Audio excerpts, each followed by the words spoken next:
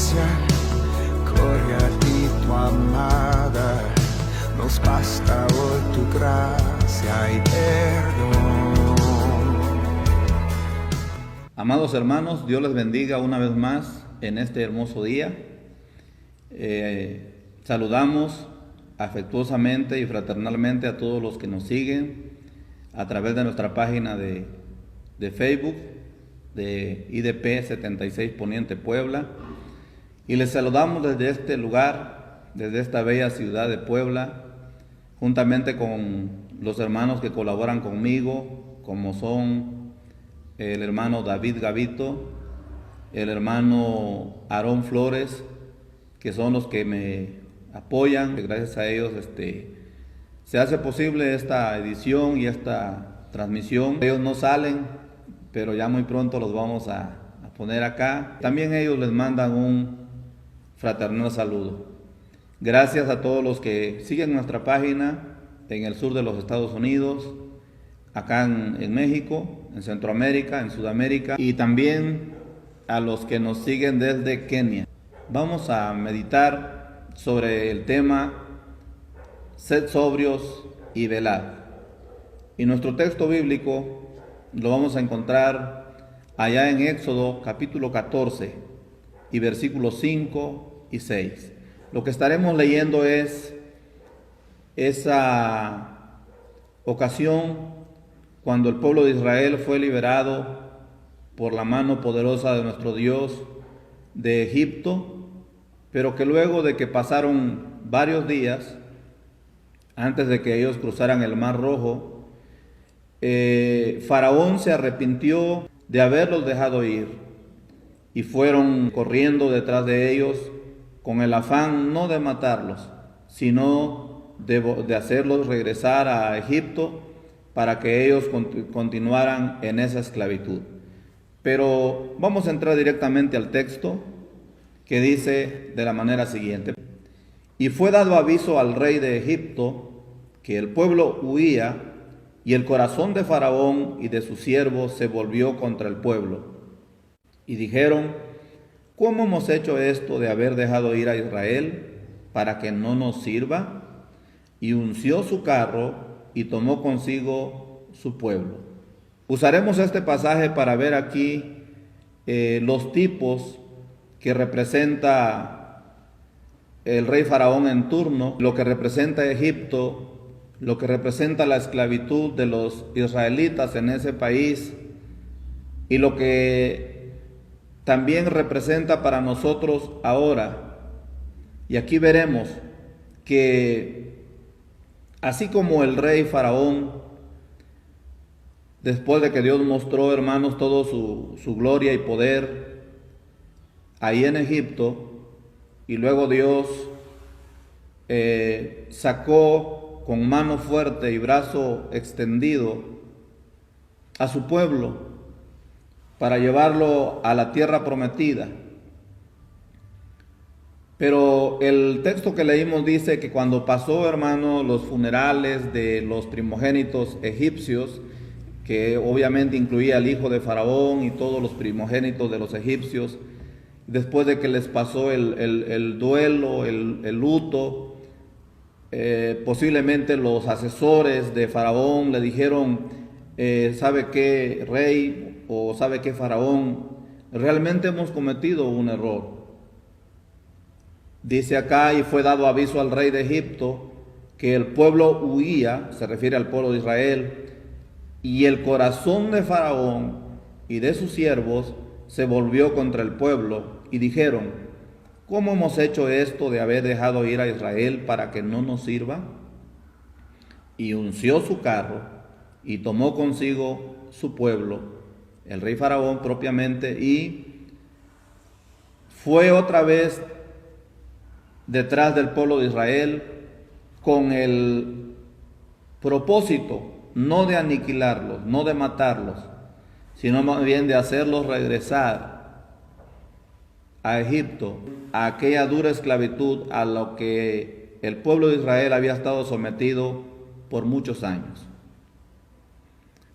Aquí podemos ver que aquí no hay solamente historia, Después de todo, la palabra de Dios dice, porque las cosas que antes fueron escritas para nuestra enseñanza fueron escritas, para que por la paciencia y la consolación de las Escrituras tengamos esperanza.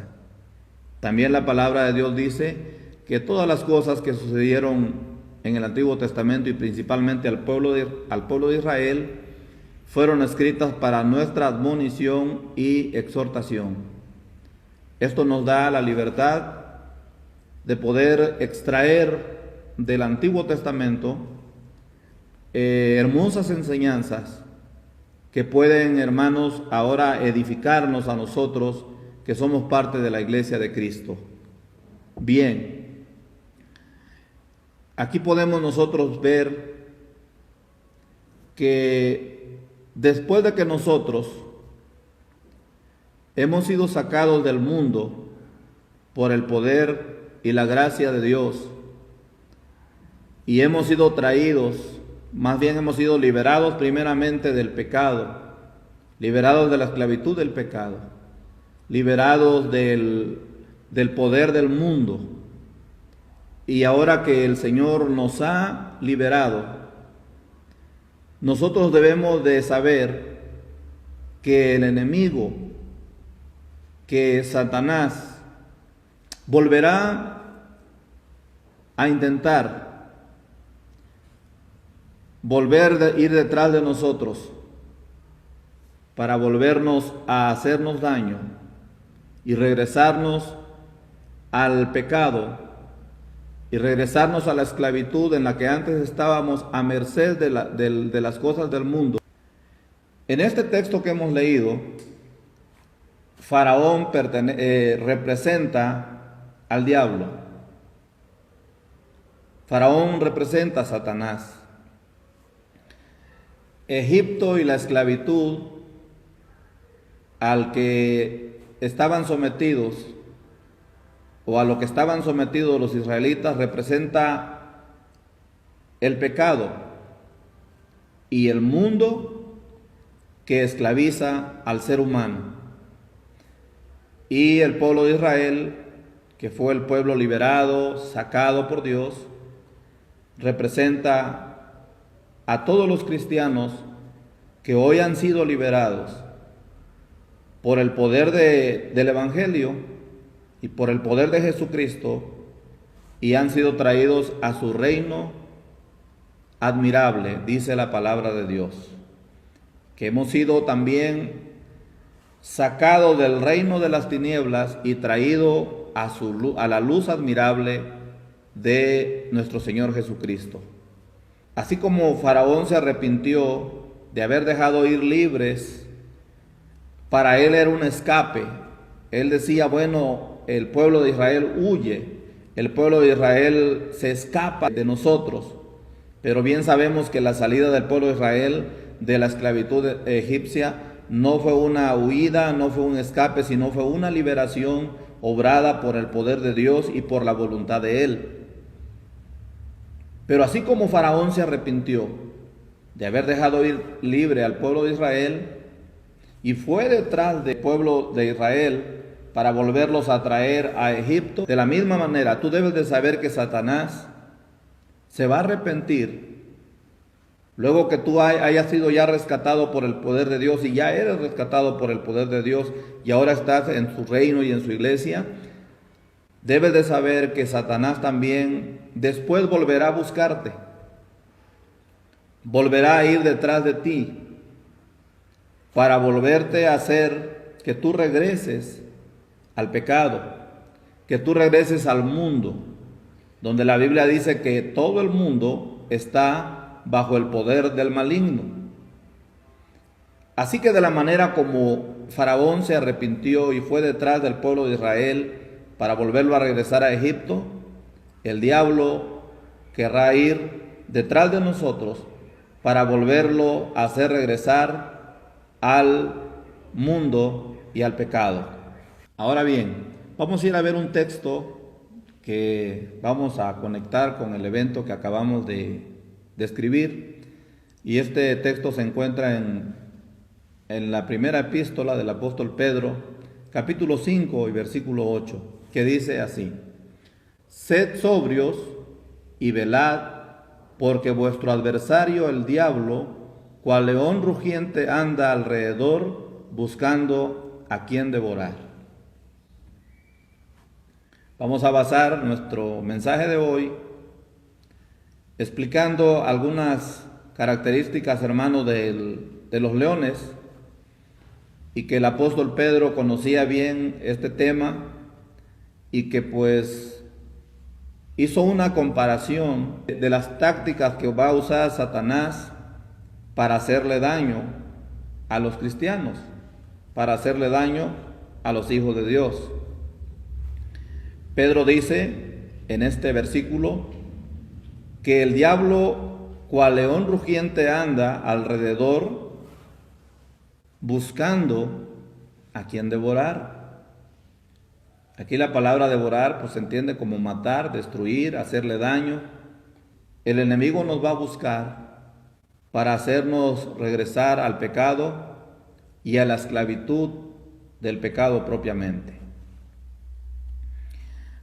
Vamos a ver algunas de las tácticas que el león o los leones utilizan para cazar. Esto lo vamos a usar o lo vamos a ver únicamente para analizar lo que el apóstol Pedro nos quería decir cuando compara al diablo y la actividad de Satanás en contra de los cristianos como un león. Una de las tácticas que utilizan los leones para cazar y que les da buen resultado es, en primer lugar, el acecho. Dice, el león caza de una manera muy particular a otros animales. El león caza utilizando el acecho. Esto es, vigila a la presa y cuando está lo suficiente cerca, se lanza por ella, directo a la garganta. Este, que es conocido como el rey de la selva, no es rápido. Es decir, el león no es rápido en las distancias largas, pero sí tiene mucha aceleración, lo que le permite capturar a su víctima antes que pueda reaccionar. ¿Qué te hace pensar esto con respecto al diablo? Por eso el éxito radica en que la presa no le detecte antes. Es decir, el león va a estar al acecho, esperando a que la presa se descuide para atacarla, matarla y después devorarla. Otra característica de los leones es la fuerza en el ataque. Los colmillos de un león sano pueden interrumpir el flujo de oxígeno, clavándolos en la tráquea de la presa con una increíble fuerza de 425 kilos. Imagínate, una prensa. Una fuerza 3 veces superior a la de un perro adulto de raza Rottweiler. Otra característica es el camuflaje. El arte del camuflaje encuentra su denominación correcta en el término cripsis, del griego kriptos, que significa lo oculto o lo que se esconde. Existen 4 grandes categorías para clasificar los diferentes tipos de cripsis, es decir, de camuflaje. Uno de ellos es la inmovilidad, característica de los leones. Cuando ellos están al acecho, se quedan inmóviles. Otra cosa es la coloración, el color de su piel, que es como un patrón que no se puede visualizar con facilidad cuando ellos precisamente van a cazar a sus presas. Hablemos tantito de la inmovilidad. Es la más sencilla de las técnicas. Como bien se intuye, consiste en permanecer completamente quieto en un mismo lugar para acabar confundiéndose entre el entorno.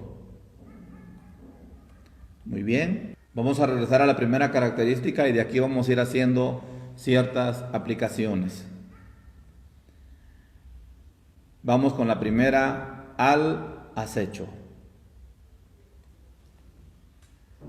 Tú debes de saber como hijo de Dios, como cristiano, que hasta el día que nosotros muramos, o hasta el día que Cristo venga por su iglesia, mientras estemos aquí en la tierra, el enemigo de nuestras almas siempre va a andar al acecho, viendo la manera de cómo nos hace pecar, viendo la manera de cómo nos vuelve a esclavizar, a fin de sacarnos del reino de Dios y llevarnos una vez más al mundo del pecado. Existe nada más un hilo invisible, amados hermanos, en cuanto a cuando un creyente está sirviéndole al Señor, tal vez en algún liderazgo ya, en algún ministerio, y voy a decirte que el enemigo no va a hacerle tanto daño a aquel que no le está haciendo guerra. Por eso las pruebas más difíciles vienen para los hijos de Dios que le están sirviendo a Dios y que están en la línea de fuego. A ellos es que el diablo los va a buscar más y va a andar al acecho, como estamos diciendo en este mensaje. Y existe nada más una pequeña línea invisible. El diablo utiliza la sutileza de cualquier cosa para hacerte pecar. Por lo cual, tú como hijo de Dios debes de estar siempre alerta. Dijo el apóstol Pedro, sed sobrios y velad. Así como el enemigo utiliza el acecho y te está velando, esperando en qué momento tú te vas a descuidar, tú también debes de estar al acecho y velando con ese discernimiento que el Espíritu Santo nos da para ver en qué momento el enemigo puede atacarnos y como dijo el apóstol Pablo, y no dar lugar al diablo. Hay algo que he visto incorrecto dentro del cristianismo o entre los hijos de Dios, que muchas veces nos gusta retar al diablo. Algunos lo hacen conscientemente y otros lo hacen inconscientemente. ¿Qué quiero decir con esto? Hay personas que retan al diablo, que lo reprenden. Algunos miran al diablo hasta en la sopa y reprenden al diablo, etcétera, etcétera, pero no están preparados espiritualmente para hacerle la guerra a Satanás.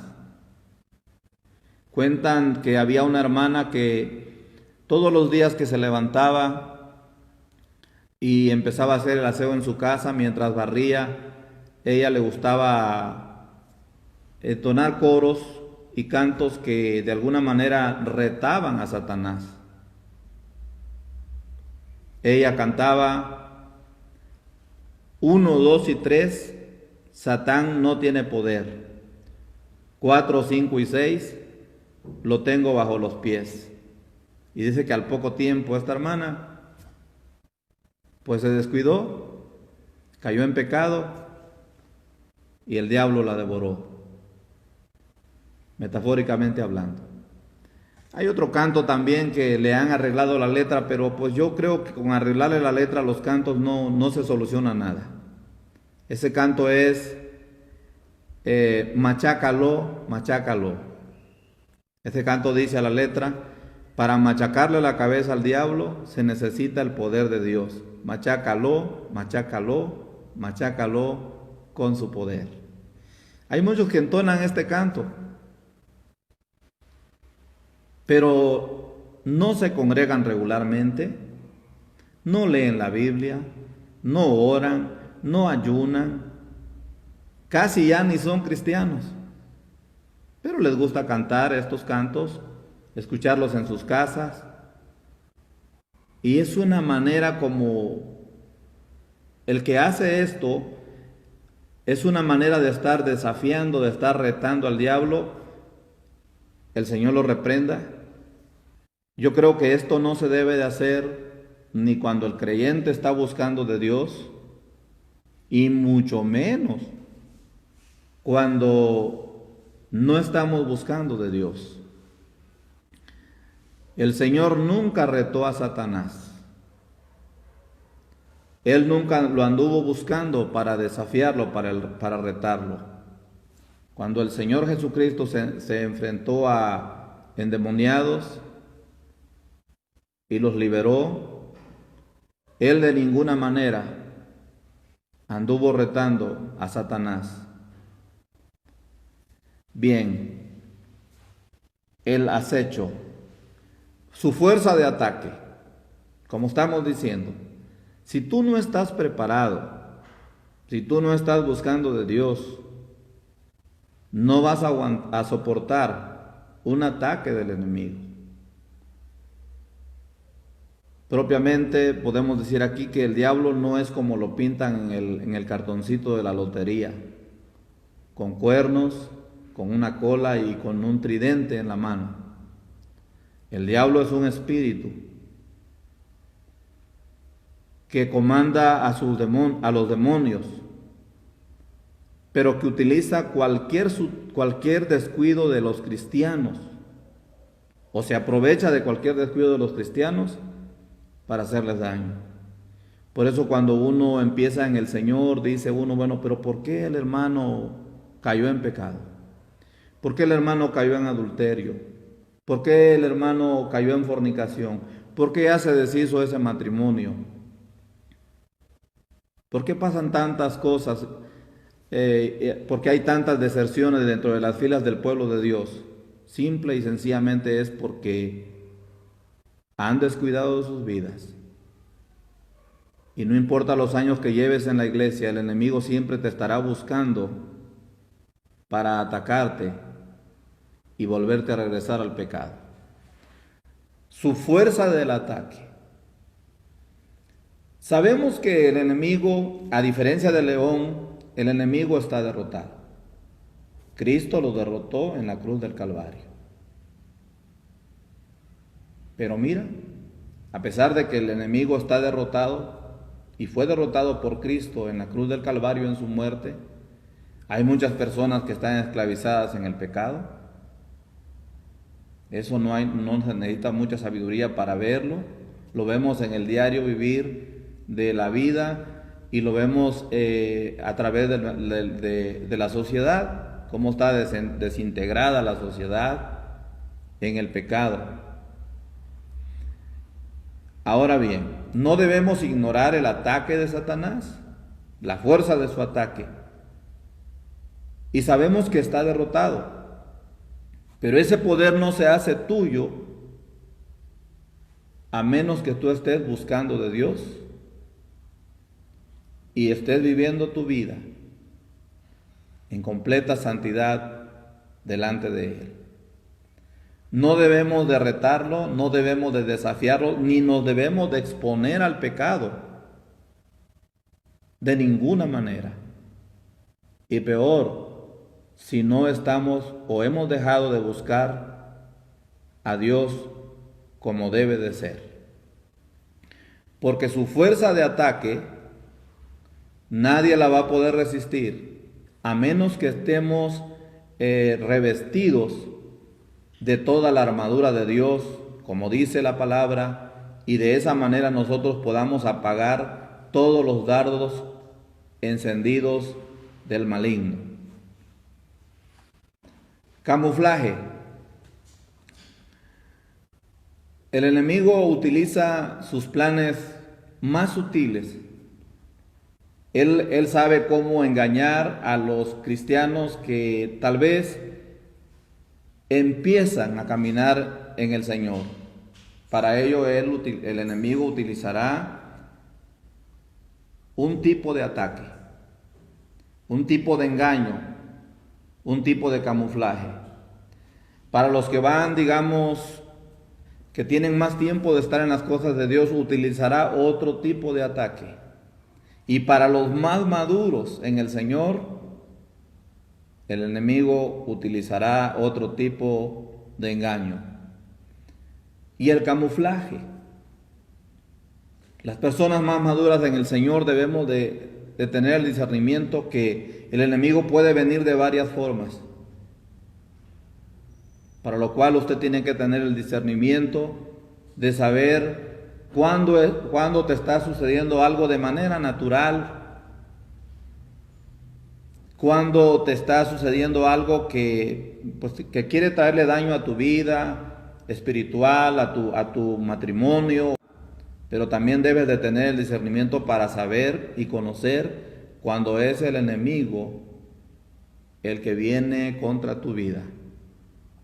Y en ese momento tener la sabiduría necesaria para poder tomar decisiones y no caer en el lazo del diablo. Camuflaje. Muchos nos embarcamos en cosas que aparentemente se ven buenas, que están disfrazadas, camuflajeadas de cosas buenas, pero que detrás de ello después traerá problemas a nuestra vida espiritual, para lo cual tú y yo debemos de tener discernimiento y sabiduría. La palabra de Dios dice: absteneos de toda apariencia de mal. Tenemos que cuidar nuestro testimonio. Por ahí hay un dicho que dice que el que no sabe nadar, que no se meta en profundidades, en pozas. Cada uno de nosotros sabemos cuál es nuestra debilidad. Mi debilidad no es tu debilidad. Mis debilidades no son las debilidades tuyas. Cada quien conoce su debilidad.